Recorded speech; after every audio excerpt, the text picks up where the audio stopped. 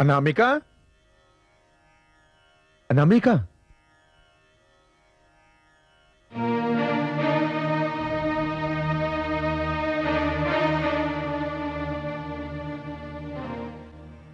अनामिका दिखाई नहीं दे रही है। कहां गई वो? जी तुम्हारा मौन बहुत कुछ कह रहा है देवी। मैं जानता हूं अनामिका परशुराम से मिलने गई है, क्योंकि केवल अनामिका को ज्ञात है कि परशुराम कहां है और किस वन में है। यदि जानते हैं तो पूछ क्यों रहे हैं? इसलिए पूछ रहा हूं कि अनामिका मेरे मित्र प्रियव्रत की पुत्री है और उसकी देखभाल के लिए हम दोनों ही उत्तरदायी हैं। परशुराम भी हमारा ही पुत्र है।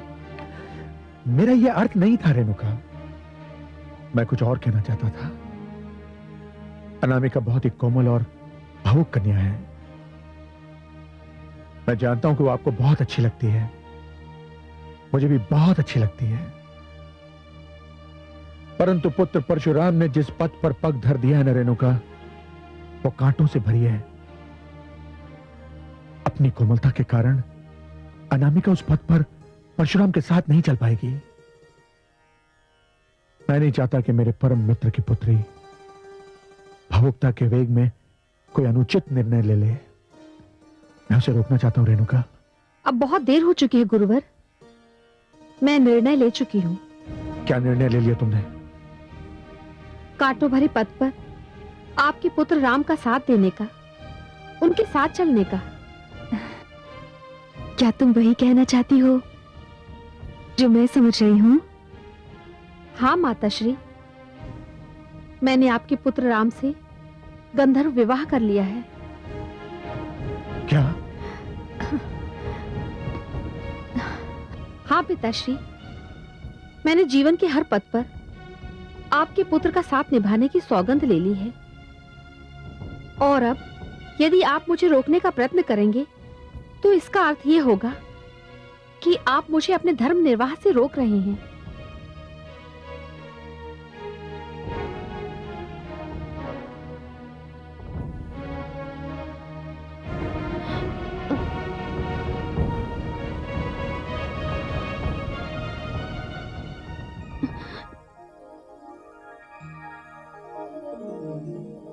तुमने बहुत ही कठिन डगर चुनी है, किंतु मैं तुम्हें आशीर्वाद ही दूंगी, क्योंकि मैं अपने राम को अच्छी तरह जानती हूं।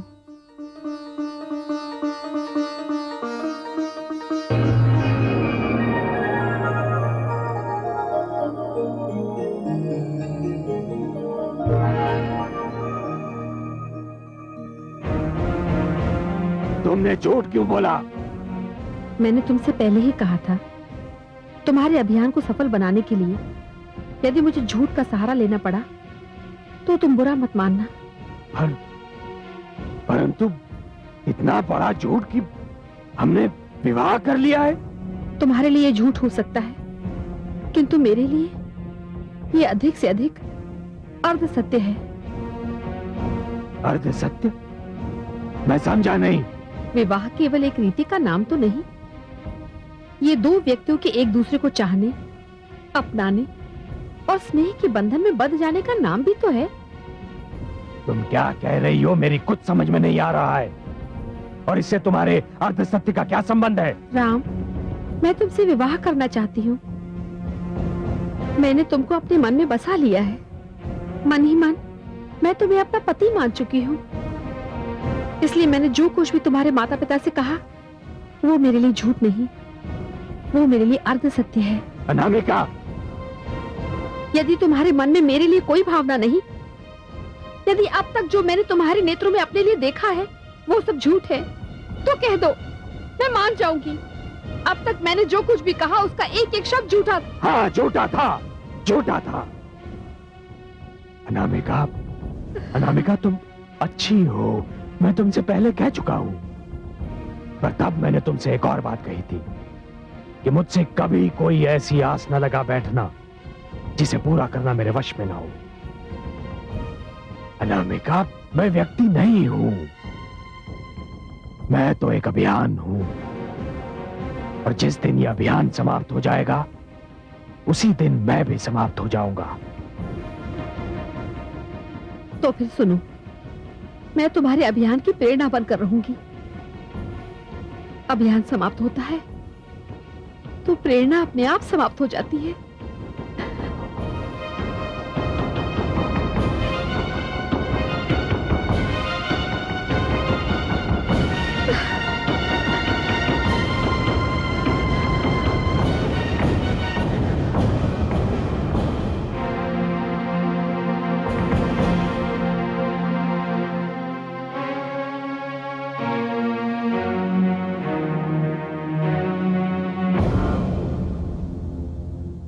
उठो मित्रों, उठो उठो मित्रों। क्या हुआ मित्र सोम, क्यों हम सबको उठाकर बिठा दिया? महर्षि वशिष्ठ की शिष्या और आचार्य प्रिय व्रत की पुत्री अनामिका आप सबसे मिलना चाहती है। हम सबसे मिलना चाहती है और इस समय? हाँ, कहती है कि बहुत ही महत्वपूर्ण संदेश देना चाहती है। तब तो उनसे मिलना ही पड़ेगा। चलो मित्रों, चलो।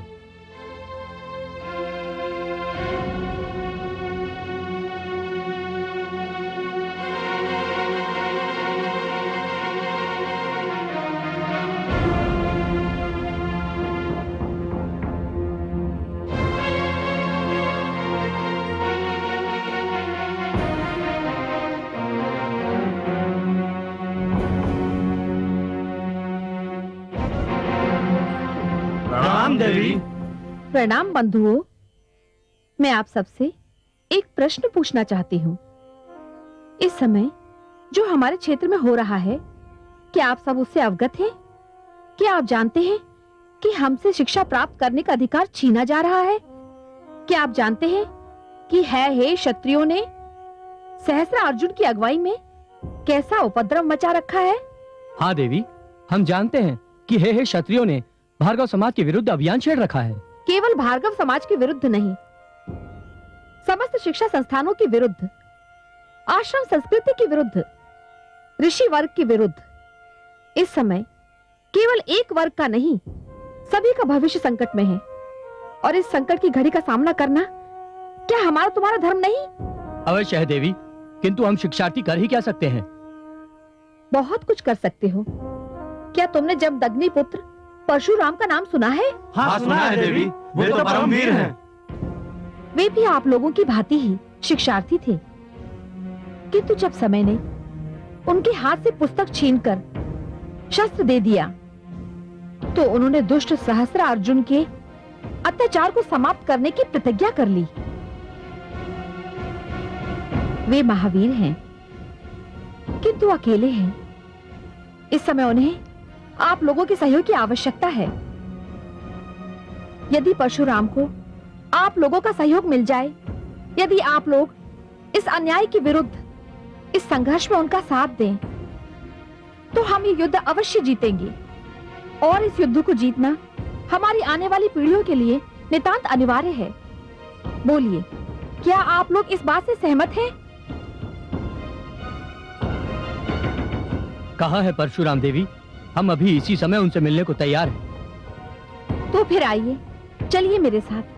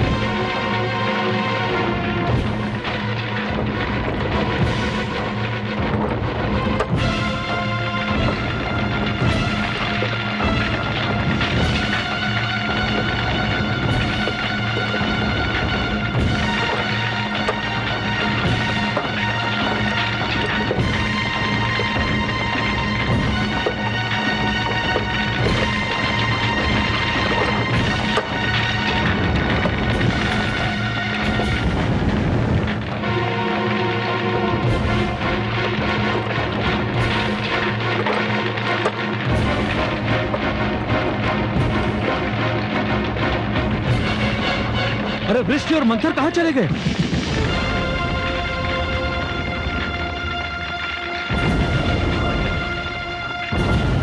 वो लोग जहां गए हैं अब तुम्हें भी वहीं जाना होगा।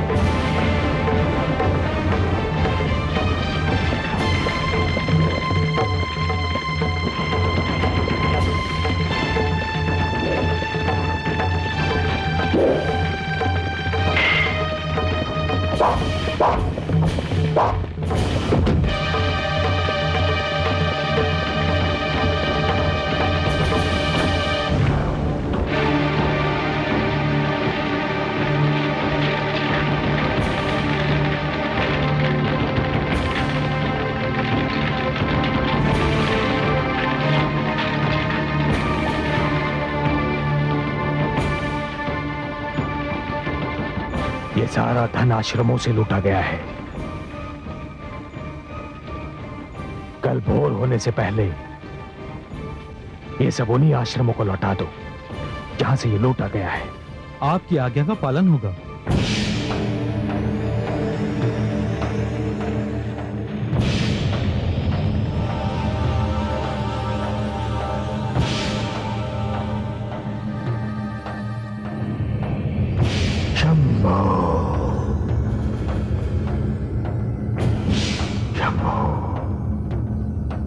राजकोष लूट लिया गया।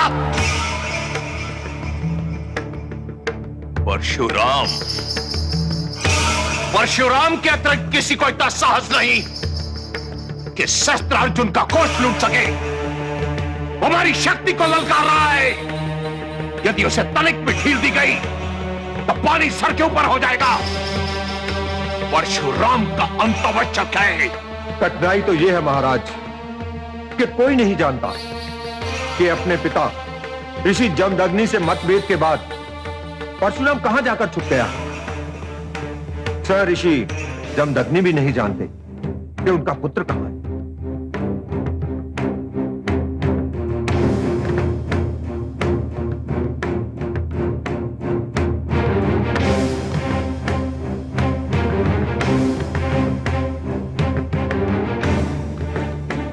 आपको पूरा विश्वास है कि ऋषि जमदग्नि झूठ नहीं बोल रहे?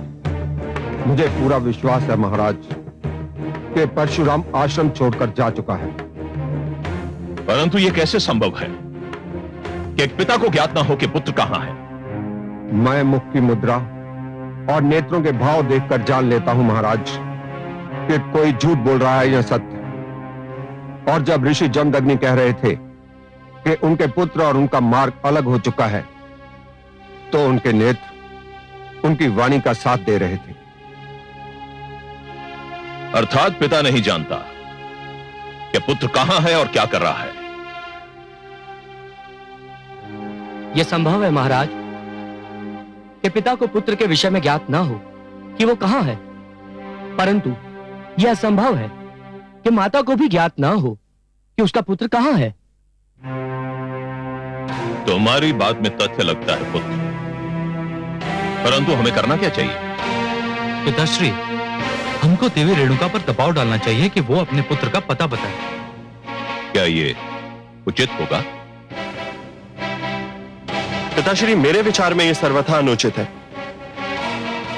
मेरा अनुभव भी यही कहता है। पिताश्री, मेरे मस्तिष्क में एक विचार आया है। क्या? क्यों ना हम चारों जमदग्नि के आश्रम में जाएं और देवी रेणुका से पूछने का प्रयत्न करें कि परशुराम कहां छिपा है? नहीं पुत्र, यह मूर्खता होगी।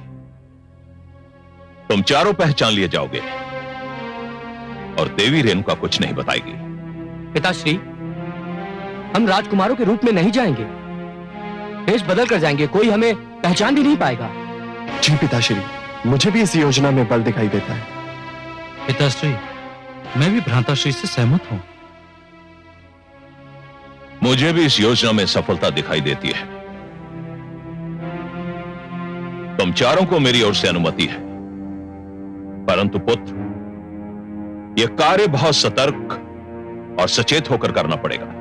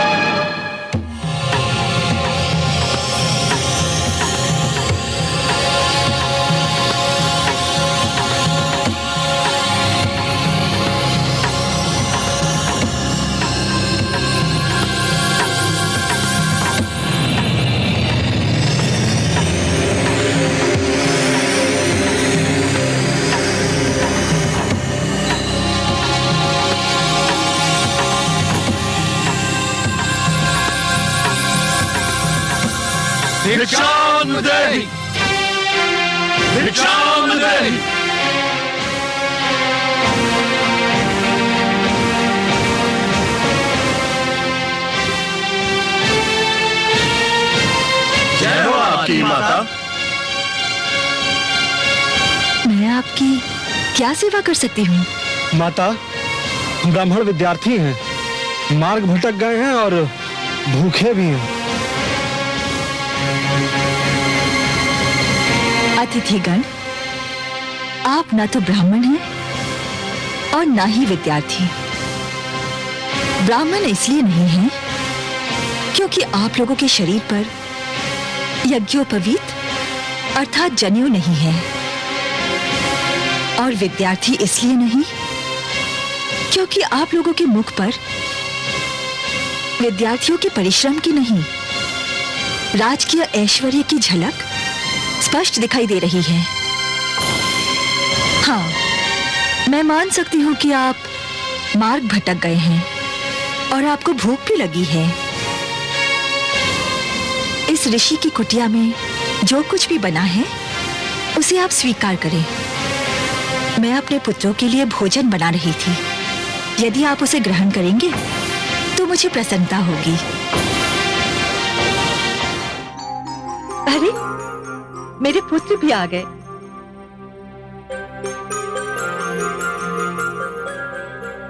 माता, आपके 4 पुत्र हैं? पुत्र तो मेरे 5 हैं।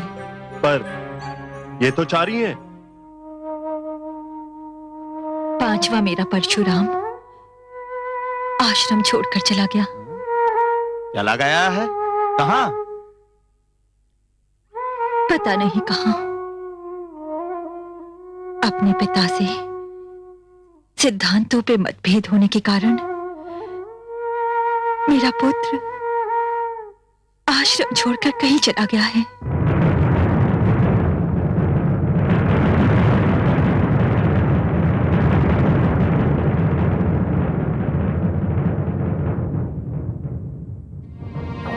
पुत्र, ये अतिथिगण हमारी कुटिया में भोजन करके हमें धन्य करने आए हैं। अहो भाग्य हमारे अतिथिगण, पधारिए। पधारिए ना, आप रुक क्यों गए? अब जबकि आप हमें पहचान ही गई हैं, तो हम भोजन नहीं करेंगे। क्यों? क्षमा करें माता, हमें ऋषि आश्रम के भोजन का कुछ अधिक चाव नहीं है। हम अपने भवन में बहुत स्वादिष्ट भोजन करते हैं। अच्छा, तो 56 भोग की इच्छा है आपको? 56 भोग। 56 भोग, और वो भी इस कुटिया में? पुत्र कलश, अनामिका से कहो कि सुशीला को ले आए। जी माताश्री। आइए।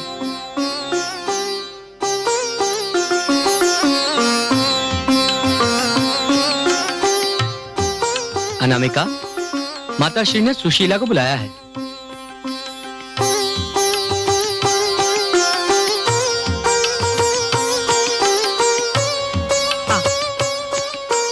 आइए।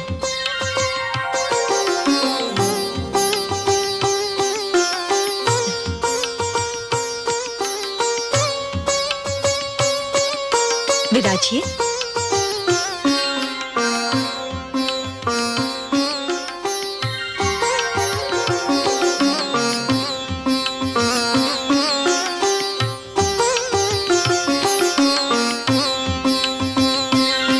लीजिए, सुशीला आ गई। अब बताइए, कैसा भोजन भाता है आपको? हम समझ नहीं सके। समझने की आवश्यकता नहीं है, बताने की है। देवी सुशीला, हम अपने अतिथियों का सत्कार करना चाहते हैं और इन्हें बहुत ही स्वादिष्ट भोजन करने का अभ्यास है।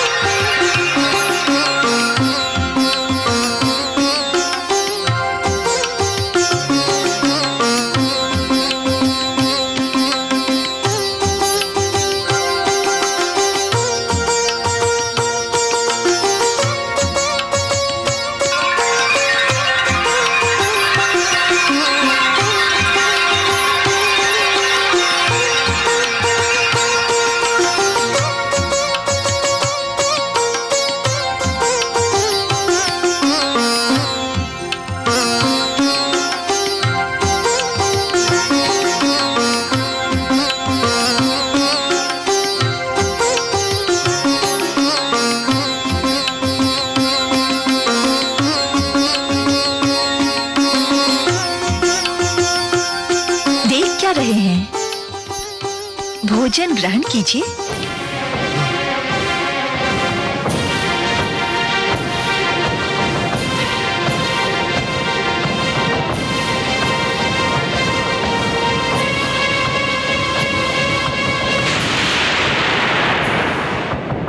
इसका अर्थ यह हुआ कि परशुराम हमारे क्षेत्र से कहीं दूर चला गया। उसे भय होगा कि हमारे सैनिक कहीं उसे पकड़ ना ले। यही लगता है पिताश्री। तुमने आसपास के क्षेत्र में उसे ढूंढने का प्रयत्न किया? हमने प्रयास भी किया और लोगों से पूछताछ भी की। परशुराम का कहीं पता नहीं। बहुत दिनों से वो कहीं दिखाई भी नहीं पड़ा है। परशुराम तो हमें कहीं दिखाई नहीं पड़ा, परंतु जो दिखाई पड़ा उससे तो हमारी बुद्धि अभी तक चकराई हुई है। क्या देख लिया तुमने? एक गाय। गाय? हाँ पिताश्री, एक विचित्र गाय। सुशीला नाम है उसका। उससे जो भी मांगा जाए वो पलक झपकते ही प्रस्तुत कर देती है। देवी रेणुका ने हमें बताया कि वो किसी की कोई भी इच्छा पूरी कर सकती है।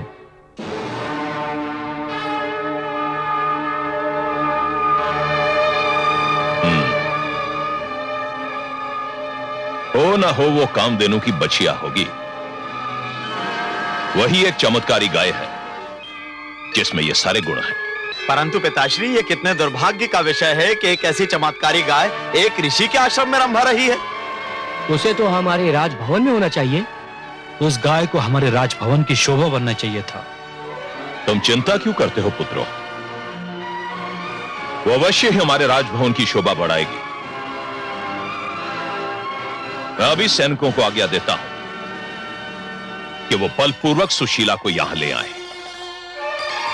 मैं अपनी संतान की प्रसन्नता के लिए कुछ भी कर सकता हूं।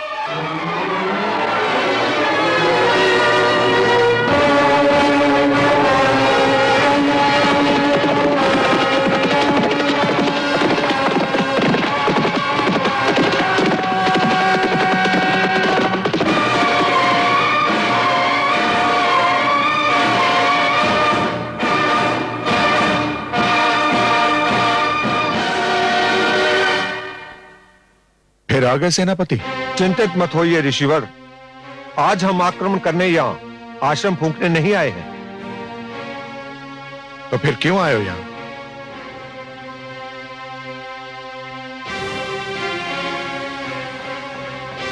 आपके पास एक चमत्कारी गाय है ऋषिवर, उसने हमारे राजकुमारों के मन को मोह लिया है। वो गाय आप हमें सौंप दीजिए। मस्तिष्क तो नहीं फिर गया तुम्हारा? इस संसार की हर वो वस्तु जो तुम्हारे राजकुमारों को भा जाएगी तो क्या उनकी हो गई?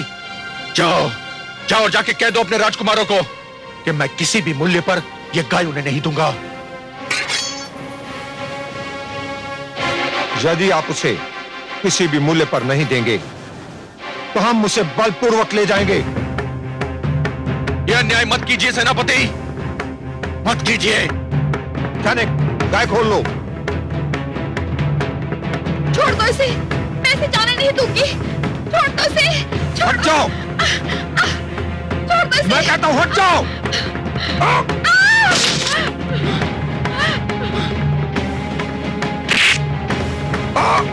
धूर्त! एक कन्या से दुर्व्यवहार करते हुए तुझे लज्जा नहीं आती? आज पहली बार मुझे आभास हुआ है अपने पुत्र के कथन के औचित्य का। वो सत्य कहता था, कभी कभी शस्त्र उठाना ही अहिंसा का सबसे बड़ा प्रमाण होता है। जाओ, चले जाओ यहां से।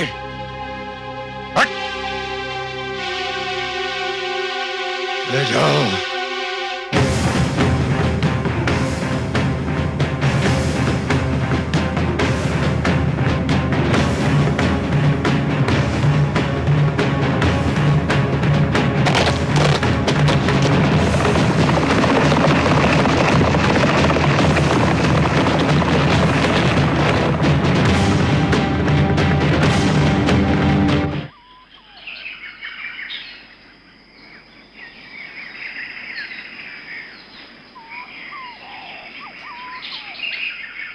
पुत्र,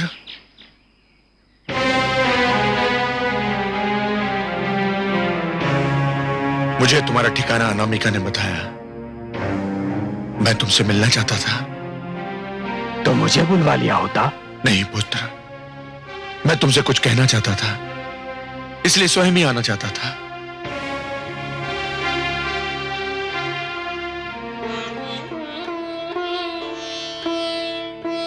आज्ञा पिताश्री।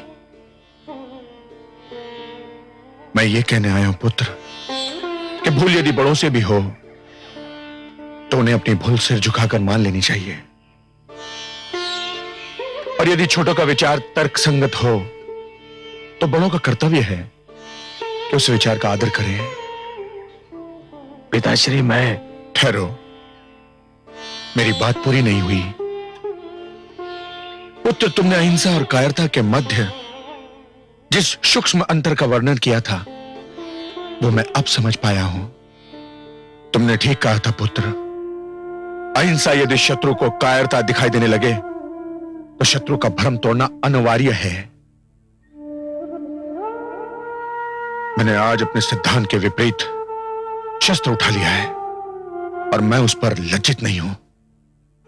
पिताश्री, मुझे हर्ष है कि आपने अपना सिद्धांत बदल दिया। हाँ पुत्र, जब सेनापति ने अनामी को धक्का दिया तो मुझे यह विश्वास हो गया कि यदि मैंने अब भी शस्त्र नहीं उठाया तो इसका अर्थ यह होगा कि मैं अहिंसा के नाम पर नारी पर होने वाला अत्याचार भी चुपचाप सहन कर सकता हूं। पिताश्री, तो क्या मैं ये समझ लूं कि अब आप मुझसे पूर्णतया सहमत हैं? मैं सहमत अवश्य हूं, किंतु पूर्णता से नहीं। मेरा अब भी यही अटूट विश्वास है पुत्र, यदि शस्त्र उठाना अनिवार्य हो जाए तो भी केवल आत्मरक्षा के लिए उठाना चाहिए। मैं तुम्हारे इस विचार से तनिक भी सहमत नहीं हूं पुत्र। इस शस्त्र का प्रयोग आक्रमण के लिए किया जाए। परंतु पिताश्री, कभी कभी आक्रमण ही आत्मरक्षा का सर्वोत्तम उपाय सिद्ध होता है। आक्रमण केवल आक्रमण होता है और आक्रमण चाहे किसी पर भी हो, मैं उसका विरोध करता हूं। मुझे हर्ष है पिताश्री कि आप मेरे तर्क के महत्व को तो जान गए। एक दिन आप मेरी विचारधारा से भी अवश्य सहमत होंगे। बस शिव शंभो से यही प्रार्थना है कि इसे समझने में अधिक विलंब न हो। मैं केवल तुम्हारा आभार प्रकट करने आया था पुत्र।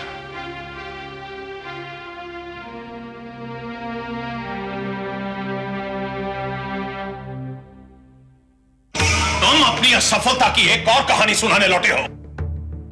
भूल मेरी थी, मुझे यह कार्य तुम्हें सौंपना ही नहीं चाहिए था। यह बात नहीं है महाराज। यह सोचकर कि परशुराम आश्रम से जा चुका है और वहां जो लोग हैं वो निशस्त्र हैं। मैं अपने साथ वहां कोई सेना की बड़ी टुकड़ी लेकर नहीं गया था। मेरे साथ केवल 3-4 सैनिक ही थे। तो क्या हुआ? कहते सैनिक पर्याप्त नहीं थे? मैं भी यही समझता था महाराज, किंतु मेरे देखते ही देखते ऋषि जमदग्नि ने शस्त्र उठा लिए। क्या ऋषि जमदग्नि ने शस्त्र उठा लिए? परंतु वो तो इसके विरोधी थे। यह सर्वदा सत्य है महाराज, और इसी विषय को लेकर उनका अपने पुत्र परशुराम के साथ मतभेद भी हुआ था। किंतु मुझे लगता है अब उनके विचारों में परिवर्तन आ चुका है।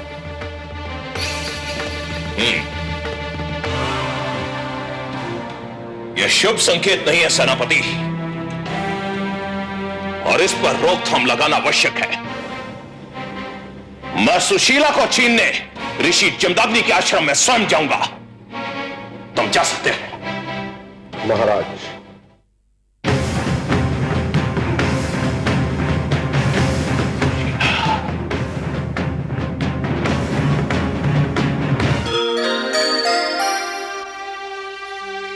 हे कमल नयन, देखिए जमदग्नि को अपनी भूल का आभास हो गया। हाँ महादेवी, और मुझे स्मरण है कि उनकी इस भूल की ओर सर्वप्रथम आप ही ने संकेत किया था। आपने ये कहा था कि परंपराओं को समय के अनुसार बदलते रहना चाहिए।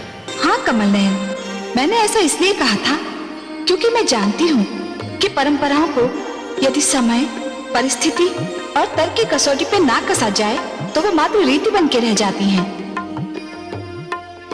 न केवल रीति बनकर महादेवी, वरन उनमें रूढ़िवादिता और कट्टरता का भी समावेश हो जाता है, जो मानव की प्रगति के लिए हानिकारक है। महादेवी, सिद्धांतों में लचक होना आवश्यक है। जीवन केवल किसी एक सिद्धांत से नियंत्रित नहीं हो सकता। जीवन के सहस्रों रंग होते हैं। विभिन्न परिस्थितियों में जीवन के विभिन्न मार्ग होते हैं। आपके शब्द जीवन के सत्य का दर्पण है कमल नयन। सिद्धांतों में लचक होना आवश्यक है। और प्रगति में सबसे बड़ी रुकावट तभी उत्पन्न होती है महादेवी, जब मानव प्राचीन डगर से हटना नहीं चाहता, जब वो नई विचारधाराओं से भयभीत हो जाता है। महादेवी, मानव जाति को यह समझ लेना चाहिए कि केवल एक ही वस्तु है जो सदा रही थी और सदा रहेगी भी। वो वस्तु ऐसी है जो अमर है, जो अनंत है, और उसका नाम है परिवर्तन।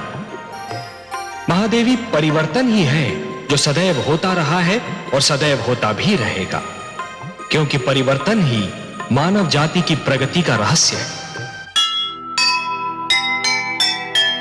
एक लीक चलता नहीं, बदले हर पल रंग, वही सफलता पाए जो चले समय के संग। रीति पकड़ कर मत कभी बैठो कर शांत, परिवर्तन सबसे बड़ा जीवन का सिद्धांत, जीवन का सिद्धांत।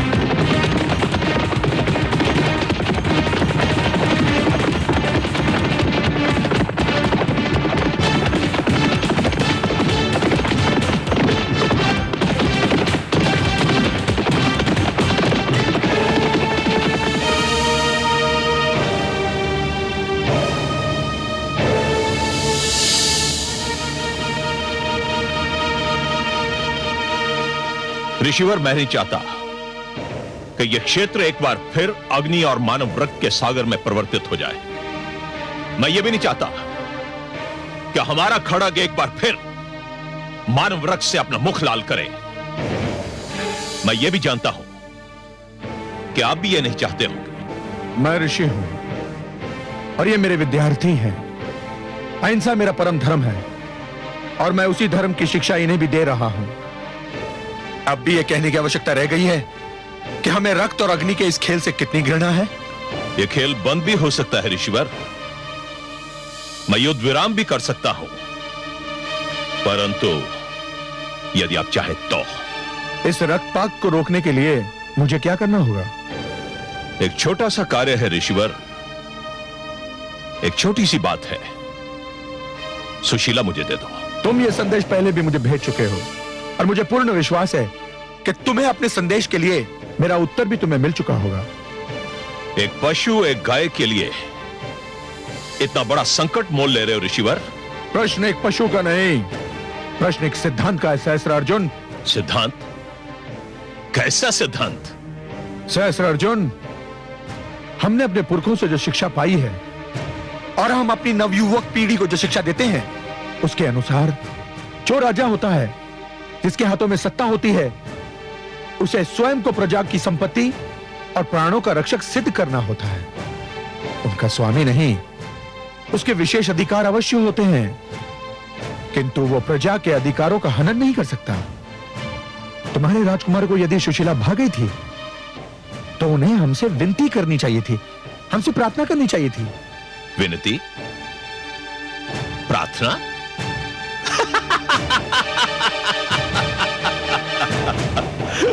ऋषिवर, आप जिन शब्दों का प्रयोग कर रहे हैं ना, ये ना तो क्षत्रिय भाषा का अंश है और ना ही बन सकते हैं।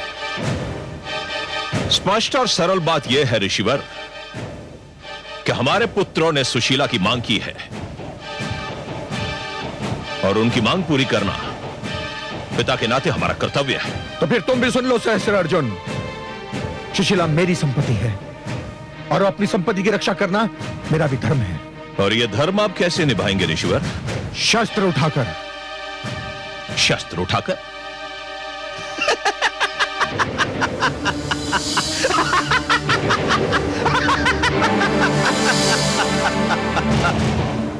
यह समाचार मैंने भी सुना था ऋषिवर।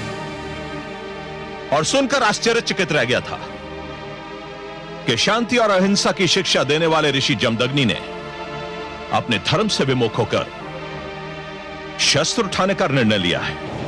अच्छा,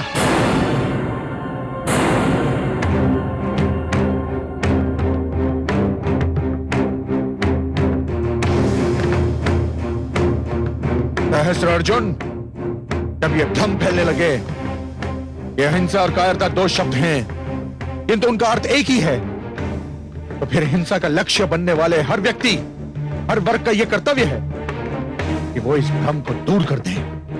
तो आप मुझ पर आक्रमण करेंगे? नहीं, किंतु यदि तुमने आक्रमण किया तो मैं समस्त शक्ति के साथ आत्मरक्षा अवश्य करूंगा।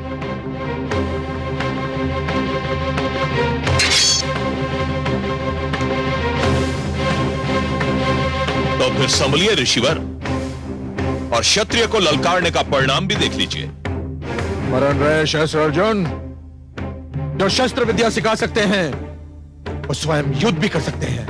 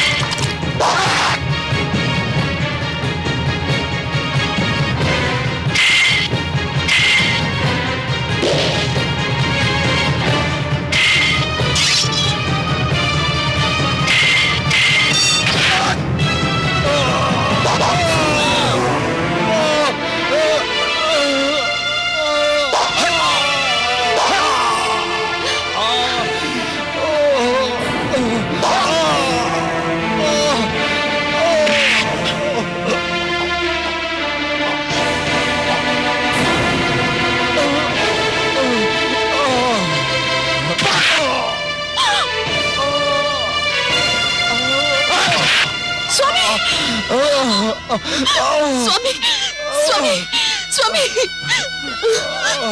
स्वामी।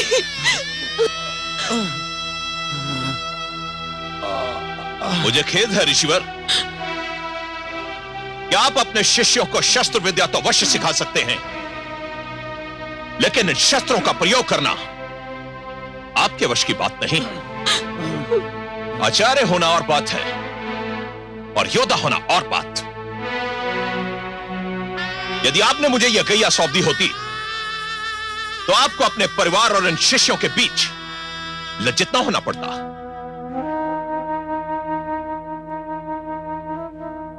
हाँ?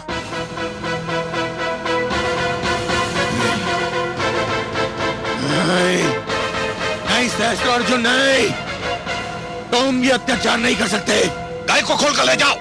नहीं, नहीं, नहीं।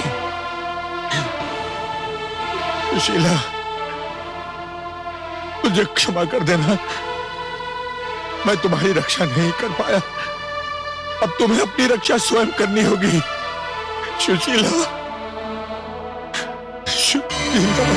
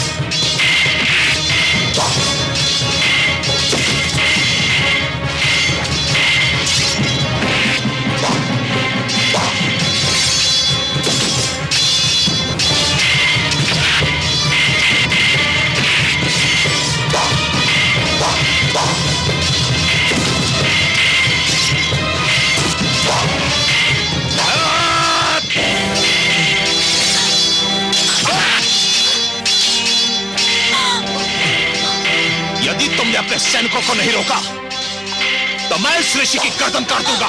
नहीं सुशीला, तुम मेरे प्राणों की चिंता मत करो, मत करो। मैं धमकी नहीं दे रहा। यदि तुमने तनिक भी विलंब किया तो जो मैंने कहा है मैं कर दिखाऊंगा। नहीं, तुम अपना कार्य करो, मेरे प्राणों की चिंता मत करो सुशीला, मेरे प्राणों की चिंता मत करो, मत करो।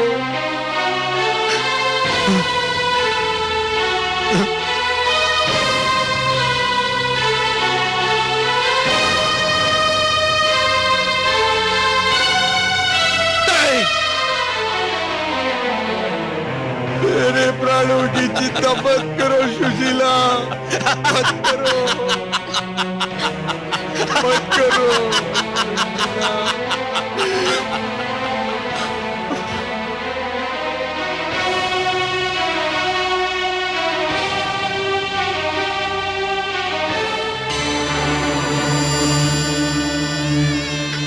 मत करो सुशीला, मत करो, मेरे प्राणों की चिंता मत करो, इन्हें वापस मत बुलाओ सुशीला। सैनिकों, इस कैया को खोल लो। सुशीला, सुशीला।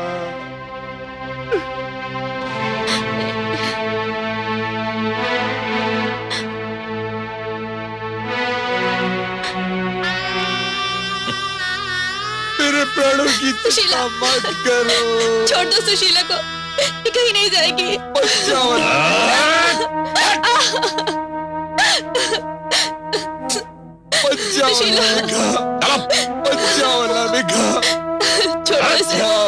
छोड़ दो सुशीला को, छोड़ दो। मत जाओ अनामिका, मत जाओ। चलो अनामिका को रोको। सुशीला, सुशीला, सुशीला, सुशीला,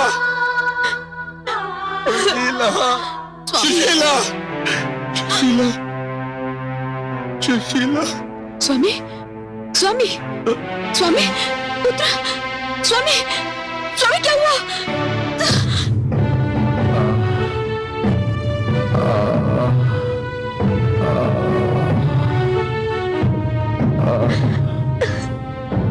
महादेव, महादेव। स्वामी,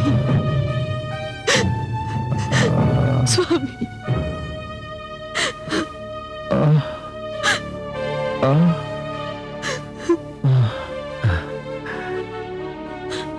परशुराम,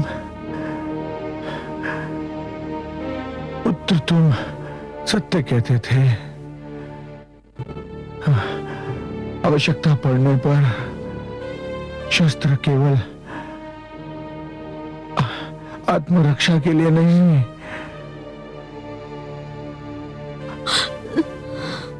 अपितु पुत्र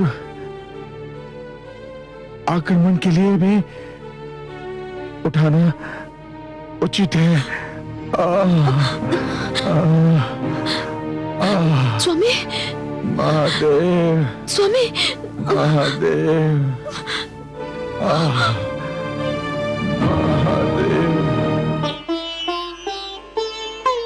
क्या हो गया है दुष्ट सहस्रार्जुन को? भोली भाली गौ सुशीला को छीन कर ले गया। ये तो घोर पाप है। महादेवी, ये घटना केवल एक गाय को छीनने तक सीमित नहीं है।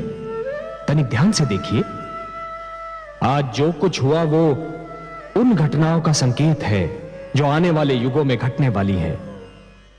आप तो सत्य के ज्ञाता हैं, सर्वज्ञानी है कमल नयन। आपकी दृष्टि उस सत्य को देखने में भी सक्षम है जो रहस्य और अज्ञान के अंधेरों में लिपटा रहता है और किसी को भी दिखाई नहीं देता। क्या आप मुझे आने वाले युगों की उन घटनाओं के विषय में नहीं बताएंगे? क्यों नहीं महादेवी, आप तो जगत माता है।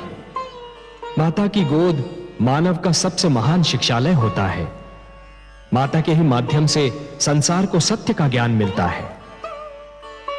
परंतु मेरी दृष्टि जो देख रही है वो कुछ बहुत आनंददायक नहीं है। आप मेरी जिज्ञासा बढ़ा रहे हैं कमल नयन। महादेवी, मैं देख रहा हूं कि एक युग ऐसा भी आएगा जब मानव अपनी मन भावन वस्तु को पाने के लिए उसके योग्य बनने का प्रयास नहीं करेगा। वो ये सोचना भी छोड़ देगा कि जो वस्तु उसे भा गई है वो यदि किसी और के पास है तो क्यों है। उस व्यक्ति ने ऐसा क्या किया कि वो सुंदर वस्तु उसे मिल गई, और वो उस वस्तु को बलपूर्वक छीनने का प्रयास करेगा। मानव अपनी योग्यता के स्थान पर अपने बाहुबल पर अधिक विश्वास करेगा। ये तो बहुत दुखद संभावना है कमल नयन। परंतु सच्ची भी। वो युग आएगा महादेवी, वो युग आएगा जब मानव अपने लक्ष्य को प्राप्त करने के लिए परिश्रम और चिंतन के कठिन मार्ग को छोड़कर ईर्ष्या से प्रेरित छोटे छोटे मार्गों को अपनाएगा, जिससे वो शीघ्रातिशीघ्र अपने लक्ष्य को प्राप्त कर ले। तब तो मानव का उत्थान पतन में बदल जाएगा। हाँ महादेवी, श्रम, चिंतन और ज्ञान का लंबा मार्ग छोड़कर जो भी व्यक्ति पगडंडियां ढूंढेगा वो अपने लक्ष्य को प्राप्त करने के उपरांत भी प्यासा ही रह जाएगा, क्योंकि उसे यह ज्ञात हो जाएगा महादेवी कि जिस लक्ष्य को उसने प्राप्त कर लिया है वो उस लक्ष्य के योग्य था ही नहीं। और महादेवी, ऐसा व्यक्ति उस लक्ष्य को अधिक समय तक संभाल नहीं पाएगा और ना ही उससे वो उचित लाभ उठा पाएगा जो एक योग्य, ज्ञानी और श्रमशील व्यक्ति उठा पाता। महादेवी, सहस्रार्जुन अपने पुत्रों को प्रसन्न करने के लिए सुशीला गाय को बलपूर्वक ले तो आया है, परंतु स्वयं सहस्रार्जुन और उसके पुत्र उसके योग्य नहीं है। मैं तो भूली गऊ सुशीला के विषय में सोचकर दुखी हो रही हूँ। वो पापी हाथों में पड़ गई है। और मेरी चिंता यह है महादेवी कि कहीं सहस्रार्जुन और उसके पुत्रों की निराशा का कोई बहुत भयंकर परिणाम न निकले।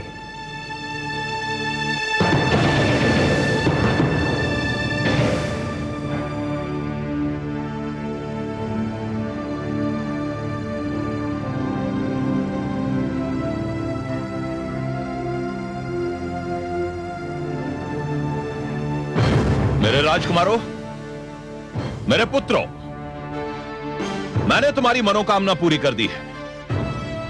तुम्हें ऋषि जमदग्नि की गाय सुशीला भागी थी ना। मैं तुम्हें यह दिखाना चाहता था कि तुम्हारा पिता अपने पुत्रों से कितना प्रेम करता है। मैं सुशीला को ले आया हूं। सुशीला बाहर उपस्थित है, तुम जाकर देख सकते हो। सम्राट सहस्रार्जुन की जय, पिताश्री की जय। हमें गर्व है कि ईश्वर ने हमें इतना प्रेमी पिता दिया है। हमें आप पर गर्व है पिताश्री। आपने हमारी हार्दिक इच्छा पूरी कर दी है पिताश्री। ये तो तुम्हारे भाग्य अच्छे थे पुत्रों कि परशुराम अपने पिता से झगड़ा करके आश्रम से कहीं दूर चला गया था, नहीं तो सुशीला को यहां तक लाना इतना सरल नहीं था। तुमने सत्य ही कहा था पुत्रों। सुशीला एक चमत्कारी गाय है। मैं उसके चमत्कार अपनी आंखों से देख चुका हूं। क्या सुशीला ने आपके लिए कोई बाधा उत्पन्न की? बाधा? पुत्र, यदि मैंने ऋषि जमदग्नि को अपनी ढाल ना बुला लिया होता तो संभवतः ना मेरी सेना बचती ना मैं। यदि मैंने सुशीला को लाने का वचन ना दिया होता तो मैं ये जोखिम कदापि ना उठाता। आपको कोटि कोटि धन्यवाद। पुत्र, सुशीला जैसी चमत्कारी गाय के ना रहने से ऋषि जमदग्नि तो हमारा कुछ नहीं बिगाड़ सकता, परंतु परशुराम की मुझे अब भी चिंता है। पिता पुत्र के मार्ग अलग हो चुके, अब हमें क्या चिंता? रक्त जल से गाढ़ा होता है पुत्र। इस झगड़े की अवधि पर भरोसा करना बहुत बड़ी मूर्खता होगी। परशुराम बलवान है, उसे जीत पाना बहुत कठिन है। जो रावण को इतने कड़े पैरे से छुड़ा कर ले जा सकता है, उसकी शक्ति को कम समझना आत्महत्या करना होगा। मैं अकेला उसका सामना नहीं कर सकता। हम चारों आपके साथ हैं पिताश्री, और अपने जीवन के अंतिम क्षण तक आपके साथ रहेंगे। तुम चारों का साथ भी मेरे लिए पर्याप्त नहीं होगा पुत्र। इसलिए मैंने निर्णय लिया है कि जिस प्रकार परशुराम भार्गवों को एकत्रित कर रहा है, उसी प्रकार मैं भी क्षत्रियों को संगठित करूंगा। क्षत्रिय वंशों ने मेरा साथ देने का निर्णय लिया है। मैंने कल ही उनकी सभा बुलाई है।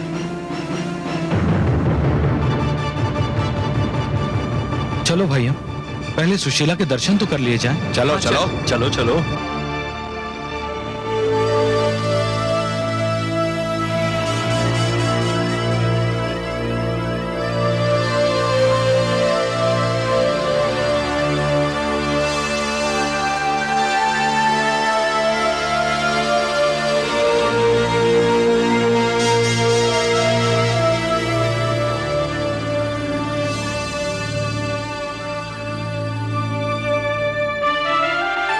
स्वामी,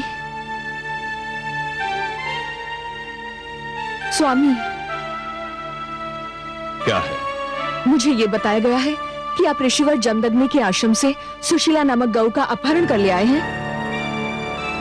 आपने ठीक ही सुना महारानी। क्या मैं जान सकती हूँ कि ऐसा क्यों किया गया है?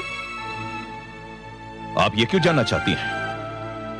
मैं भी माता हूँ, गऊ भी माता होती है। क्या एक माता का दूसरी माता के विषय में चिंतित होना अस्वाभाविक है? मैं जानना चाहती हूँ कि सुशीला को अपहरण करने की क्या आवश्यकता थी? सुशीला हमारे पुत्रों को भागी थी महारानी, और उनकी इच्छा थी कि उसे यहां लाया जाए, क्योंकि उस गऊ का स्थान राजा का भवन है, ऋषि का आश्रम नहीं। इस कारण हम उसे यहां ले आए। स्वामी, संतान की इच्छा पूरी करना पिता का धर्म है, और मैं समझता हूं कि संतान की इच्छा पूरी हो जाने पर प्रसन्न होना माता का भी धर्म होता है। संतान को उनके अधिकार और कर्तव्य की पहचान कराना उसकी माता और उसके पिता दोनों का धर्म है। संतान को जीवन का वो अनुभव नहीं होता जो माता पिता को होता है। क्या कहना चाहती हैं? स्वामी, संतान की हर इच्छा पूरी करना, चाहे वो उचित हो या अनुचित, उनके साथ बैर करना है, उन्हें पथ भ्रष्ट करना है। वे तो बालक हैं, उनकी बुद्धि और विचार शक्ति अभी भलीभांति विकसित नहीं हुई है। उन्हें तो कुछ भी भा सकता है, वो अच्छा हो या बुरा, उचित हो या अनुचित। उन्हें यह बताना कि उनकी कौन सी मांग उचित है और कौन सी अनुचित आपका और मेरा धर्म है। और मुझे दुख है कि आपने अपना धर्म नहीं निभाया। महारानी, यदि संतान कोई ऐसी इच्छा प्रकट करे जो नैतिक रूप से अनुचित और अमान्य हो, तो माता पिता का कर्तव्य है कि उसे समझाए प्यार से, और नाकाम चले तो दृढ़ता से। सुशीला का अपहरण और ऋषि जमदग्नि पर प्राणलेवा आक्रमण जैसे दो महान पाप आपने किए हैं। स्वामी, कहीं हमारे परिवार को इनका दंड न भोगना पड़े। आप व्यर्थ में अपना समय नष्ट कर रही हैं महारानी। जो होना था वो हो चुका। और मुझे ये भय है महाराज कि जो होना है वो भी होकर रहेगा।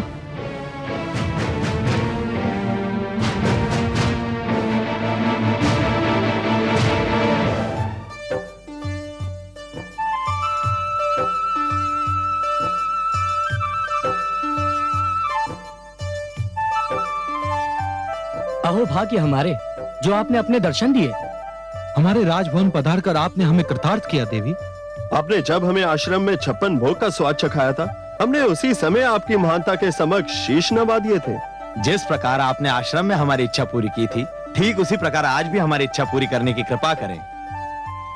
हम चारों भाइयों के लिए 4 ऐसी सुंदर कन्याएं प्रकट करो जिनका यौवन मदिरा के कलश की तरह छलक रहा हो, जिनके मुख चंद्रमा और केश श्रावण की काली घटाओं के समान हो।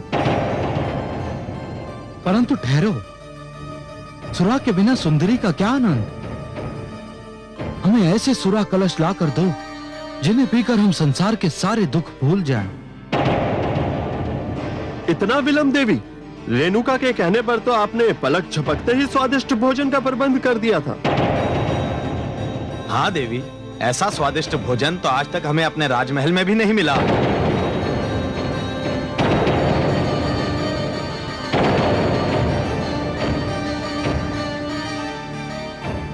क्या हो गया सुशीला को?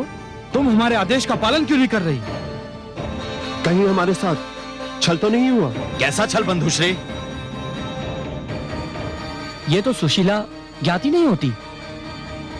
जमदग्नि ने छल किया है हमारे साथ। ये वो गौ नहीं है। अवश्य ही ये कोई साधारण गऊ है।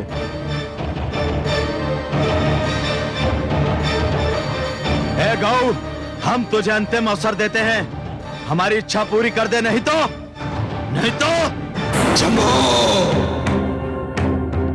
दुष्टों, यदि गौ माता को हाथ भी लगाया तो आप लोगों के मृत शरीर धरती पर पड़े दिखाई देंगे। कितने निर्लज्ज और निर्दयी हो तुम लोग। गौ जैसे एक भोले भाले पशु पर अत्याचार कर रहे हो। ये अपना चमत्कार नहीं दिखा रही है। हमारी कोई इच्छा पूरी नहीं कर रही। हमें वो नहीं दे रही जो हम चाहते हैं। मूर्ख, ये पवित्र गौ है। ये वही भेंट करती है जो पवित्र होता है। तुम दुष्कर्मियों की अपवित्र और अनैतिक इच्छाएं ये पूर्ण नहीं करती। ये तो अपवित्र स्थान पर रहना भी सहन नहीं करती। मैं तुम्हें इस कर्म का दंड अवश्य देता, परंतु गौ माता सुशीला की उपस्थिति में मैं कोई हिंसक कार्य नहीं करना चाहता। मैं तुम लोगों को अंतिम बार क्षमा कर रहा हूं, ध्यान रहे।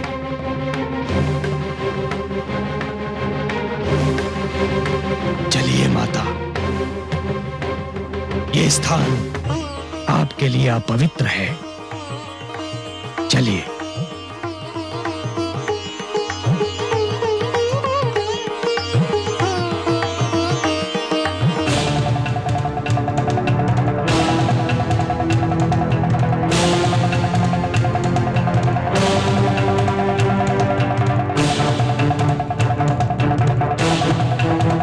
दंड तो अब हम तुझे देंगे परशुराम। इससे पहले कि जमदग्नि के आश्रम में पहुंचे, हम चारों को वहां पहुंचना होगा। चलो भाइयों।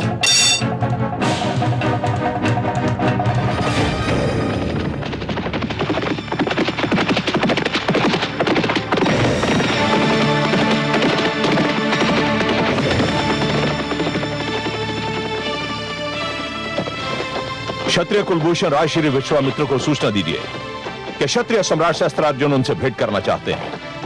पधारिए सम्राट। गुरुवर संध्या वंदन में व्यस्त हैं। मैं अभी जाकर उन्हें सूचित करता हूँ।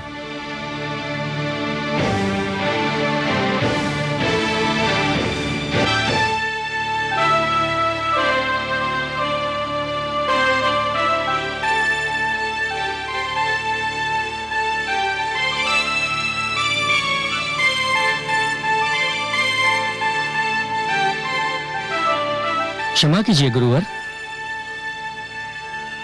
कहो वत्स। गुरुवर, सम्राट सहस्त्रार्जुन बाहर आपकी प्रतीक्षा कर रहे हैं। उन्हें यहाँ ले आओ। नहीं, मैं चलता हूं।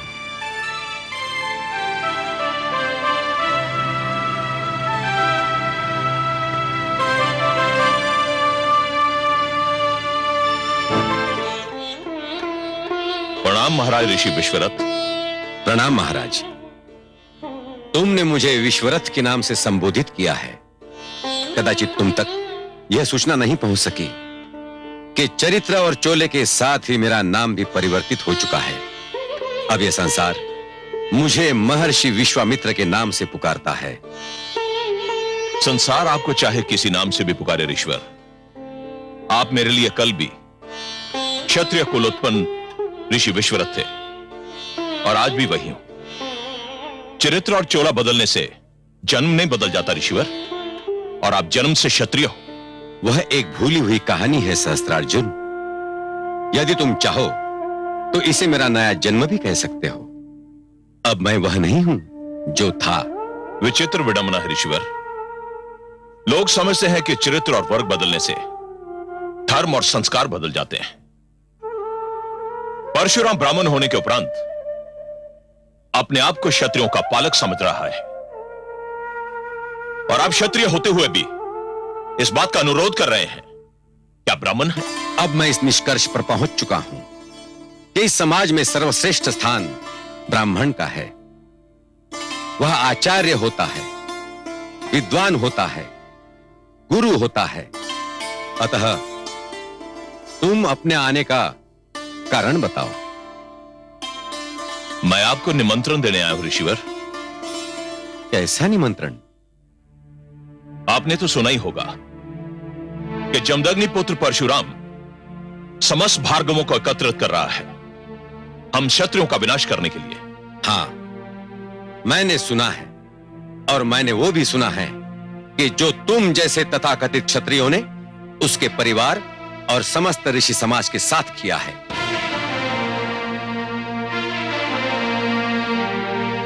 मैंने जो कुछ भी किया है ऋषिवर, वो क्षत्रिय समाज की प्रभुसत्ता स्थापित करने के लिए किया था, और जो कुछ भी करूंगा उसी उद्देश्य के साथ करूंगा।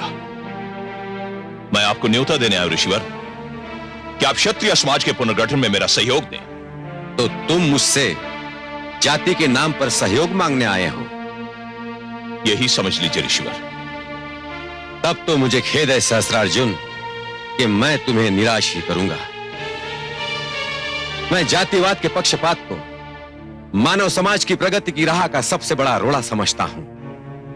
हे सहस्त्रार्जुन, तुम्हारे पिता श्री कृतवीर्य एक महान व्यक्ति थे, और भगवान दत्तात्रेय ने भी तुम्हें प्रसन्न होकर सहस्त्र बाहुओं का बल दिया था।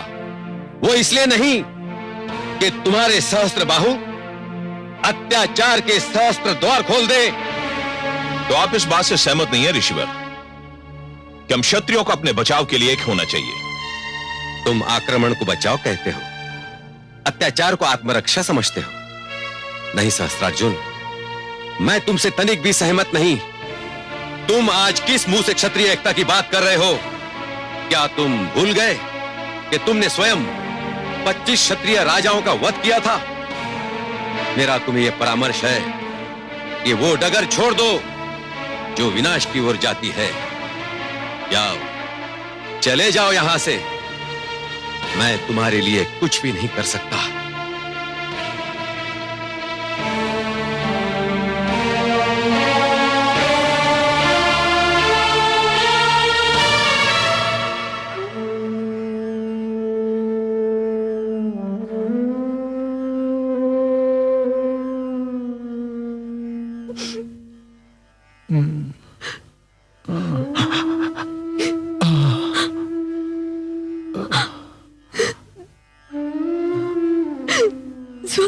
रेणुका, स्वामी, स्वामी, ईश्वर का धन्यवाद। रेणुका, मेरा राम, मेरा परशुराम कहाँ है? किधर गया है? स्वामी, दुष्ट शास्त्रार्जुन सुशीला को लेकर चला गया है, और परशुराम उसी को लेने गया है। रेणुका, स्वामी, रेणुका, स्वामी, मेरे शिष्य और मेरे शेष पुत्र तो घायल नहीं हुए ना रेणुका?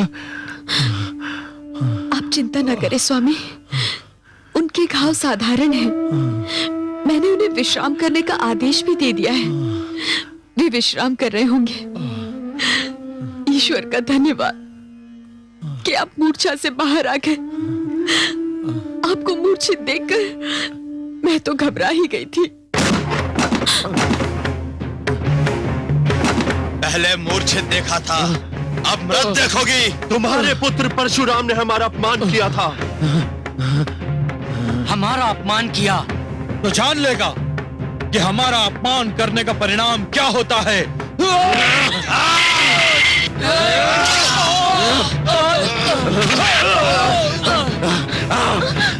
आओ, आओ सब बोलो।